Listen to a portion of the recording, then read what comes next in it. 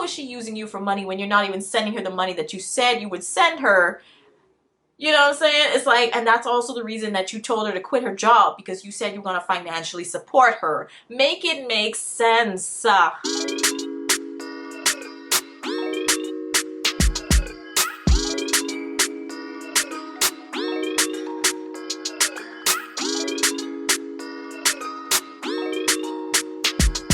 What is up, you guys? Welcome back to the channel. It's your girl Jada here, back with another video, and today I have another 90-day fiance the other way video for you guys. And today we are going to be talking about one specific couple, as you can tell by the title, and it's going to be Chris and Jaymi this time. So if you guys saw my other video I did about Debbie and Osama, check that out in the corner if you haven't. But their relationship literally was done, like I said in that video, in like 5 episodes. There was not much to really talk about. However, with this one, there is a lot to talk about. There's a lot to discuss, and also they are coming out with the tell-all episodes now. So I have so far, I think, watched only, because technically the last episode that I watched, it had half of the show and then half of the tell-all. So it was kind of like a, is this technically counting as an episode of the tell-all or what, you know? But anyways, so basically there was a portion of the tell-all that I watched in that last episode, and then I watched a full episode of the second part.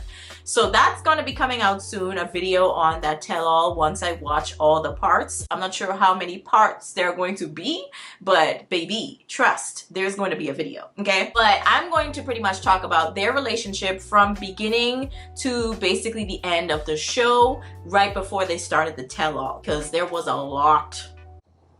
When I say a lot, I mean a lot. A lot that could be discussed here. So let's just hop right into it. So Chris had actually met Jaymi, I believe, online, okay? Because the first time they had actually met each other in person was when Jaymi decided to move, ultimately at the beginning of the show, to Colombia to be with Jaymi. We do hear a lot of what Chris was saying with regards to their relationship prior to her moving there, and it did seem to be kind of like an all over the place, semi-tumultuous relationship, but it didn't seem to be toxic, you know what I mean? At least the way that she was describing it, let's put it that way. Now, what gets me is that with Chris, she does open up by saying that Jaymi did cheat on her, right? She loves her, and this is the first relationship that she's been in where she's been with a woman and she feels like her truest self. She's been married before, I believe. She also has 2 kids. They were actually the ones that dropped her to the airport to go be with Jaymi. And what I find interesting is this is technically kind of like her first real relationship with a woman. So I am not entirely sure if maybe she just was a different version of herself or what, I don't know. But it did seem like she didn't really know how to almost engage in a relationship, because I believe in that moment when she was talking about her relationship with Jaymi, she was very much so open with information with regards to why she thinks that Jaymi cheated, and that was because she had actually ghosted Jaymi for literally almost a month, okay? And that comes back up now, this whole cheating thing, it comes back up during the tell-all.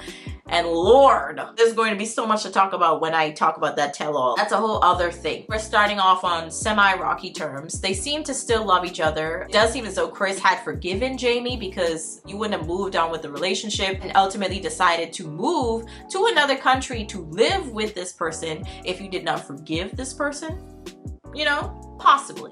However, because of the tell-all that I'm going to talk about later, it does seem as though maybe she didn't really forgive her, because it comes back up. We see that Jaymi is waiting for Chris to come. She's ecstatic, and before Chris decided to come to Colombia, she told Jaymi like, hey, we're gonna need an apartment because your place is too small, okay? Your place is too small.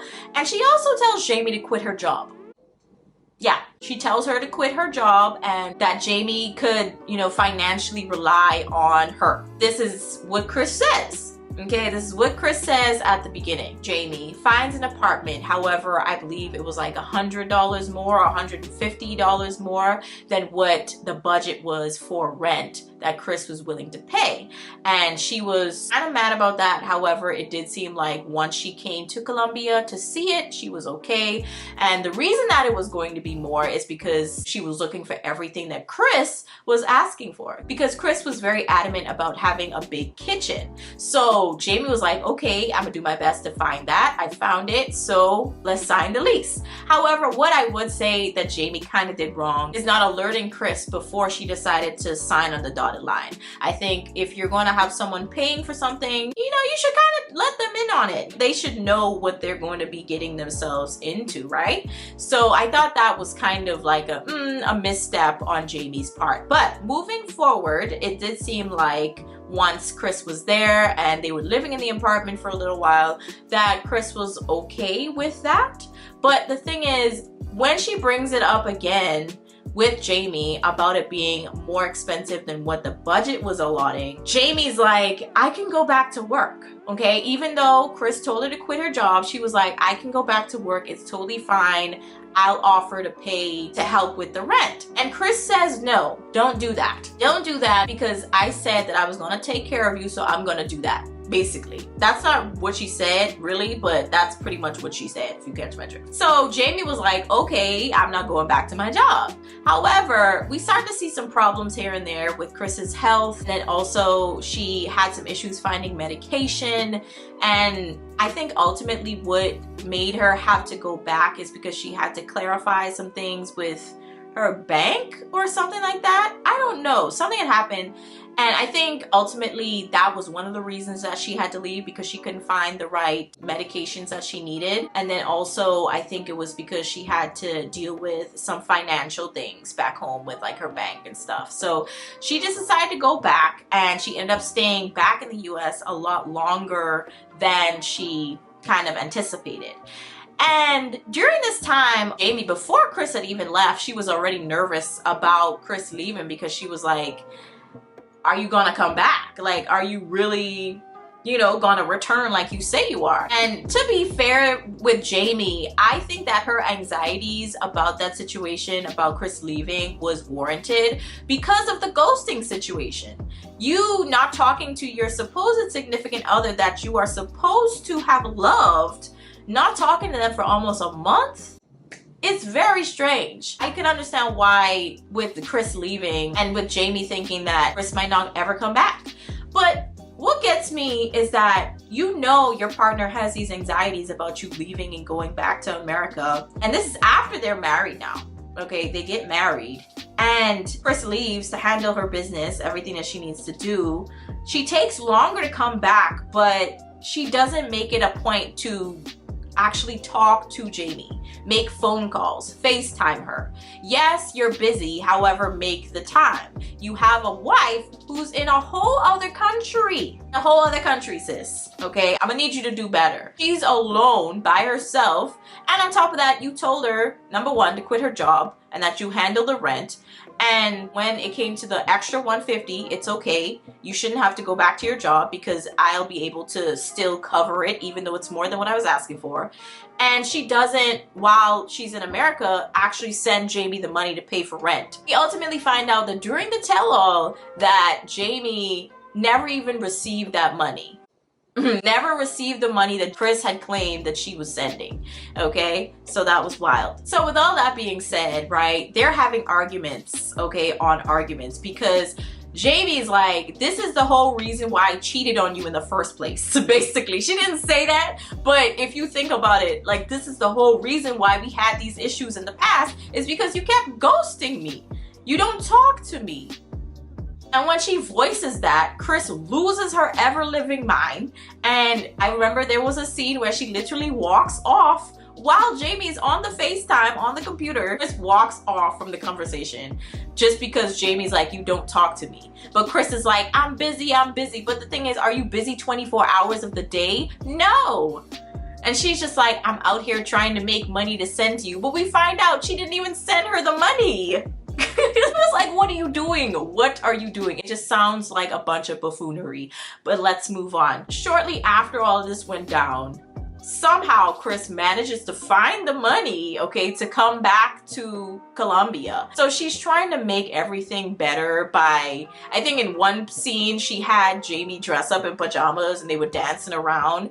But the next day is when things really pop off. During that time that Chris was gone, she had actually missed Jaymi's birthday. So she's trying to make up for it by planning like this little mini pool party for just the two of them with some cake, and you know, they had some snacks and food and stuff like that. And it looked nice. However, I would say that I was expecting just a little bit more, like a nice dinner, or you know what I mean? Like it just was kind of like a little lacking for me, but I appreciated the thought. It was a thought that counted. However, it didn't really make up for the time because I think Chris at this point had been gone for months. Okay, I don't remember the amount entirely, but I just remember it was months that she had been gone when she claimed she was only gonna go for a couple weeks to figure things out. Right. So she comes back and tries to move on and move past the fact that she'd been gone and left Jaymi in the country in Colombia by herself, wasn't paying her rent either, not talking to her, just ghosting her, and you're just trying to pretend like none of that happened? Sis. Like, Chris has some problems. So when Jaymi decides to bring it up, oh boy, does Chris lose her everlasting mind. Ultimately, when Jaymi decides to bring all this up and have a conversation, might I add, because you should be able to have those with your partner, you know, your significant other, I would think, you know. However, with Chris, she reacts to things so dramatically. It's like she never wants to have the conversation. It's always a matter of excuse, and then run away. That's basically all she does. And during the tell-all, I think it was Gabriel and another person who recognized that, and they were like, yeah, I'm not her biggest fan. And I'm like, I understand, because neither am I. You know what I mean? Because she doesn't know how to handle like dealing with actual issues in her relationship. She keeps running away or making excuses about why she does what she does instead of just making the changes. So again, she tells Jaymi, you need to shut up, like stop talking, I told you to stop talking. And she like basically storms off, and Jaymi's just like, I mean, I'm not stopping you, you can leave. If you're not gonna have this conversation with me about our relationship, then you can go. So I definitely appreciated Jaymi's attitude in that time frame, because I was like, yeah, I'm not gonna fight for you to stay with me if just me talking about the issues that we have is problematic to you. Like, this is not gonna work out. Basically, she storms off, goes into the car, and I think maybe a couple minutes afterwards, Jaymi comes up. She walks up to the van that Chris is sitting in, and she doesn't really talk or interact with Chris, okay? She just talks to the filmers, like the people filming the show and the producers and all that stuff. And she's just like, she's crazy. You know what I mean? Like basically saying that Chris, like, she's crazy. Like, I don't know what her problem is. Chris is losing it in this car. She's telling her like, you need to go away. Go away. And because Jaymi didn't move fast enough, I guess, and she kept talking, basically she shoved Jaymi. She pushed her off. And I'm like, wow, is no one gonna say anything about this? Like, so Jaymi decides to remove herself from that situation. It looks as though, based on the tell-all, that they hadn't even spoken to each other since Chris walked off and all that happened. I think Chris just went back to America and that was it. Anyways, child, it was just a really hot mess. A lot of things didn't make sense. Her saying that Jaymi was basically using her for money, making those allegations and accusations. It was like, ultimately, how is she using you for money? How are you her sugar mama? Okay, as that's pretty much what she was depicting to everybody else around her, including her mom, having this whole conversation about how Jaymi, she just wants money. Every time she calls me, it's just about money. But it's just like, first of all, you don't even call her. That's what it sounds like. But secondly, how is she using you for money when you're not even sending her the money that you said you would send her? You know what I'm saying? It's like, and that's also the reason that you told her to quit her job, because you said you're gonna financially support her. Make it make sense. Make it, please, for the love of God, make it make sense. And then when she tells you that she could go back to her job that she just left, you tell her no, it's okay.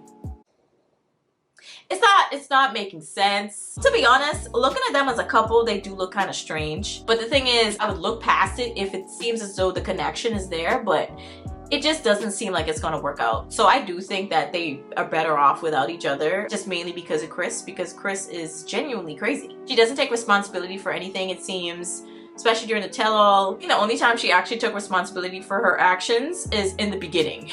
In the very first episode that we see Chris, when she was talking about her relationship with Jaymi and how she ghosted her. That was the only time there was any accountability taken. Anyways, yeah, I don't see that relationship working out. I just see, yeah, Jaymi needs to move on. It's a waste of time. You shouldn't have to beg for someone to just talk to you when they're married to you. You know what I mean? Like, what do I look like? Y'all let me know your thoughts down in the comments. That is pretty much my recap about the whole situation with Chris and Jaymi, because I don't even know if I could call it a relationship, but the situation, basically. But y'all let me know your thoughts down in the comments. I'll catch you guys in the next video. Peace.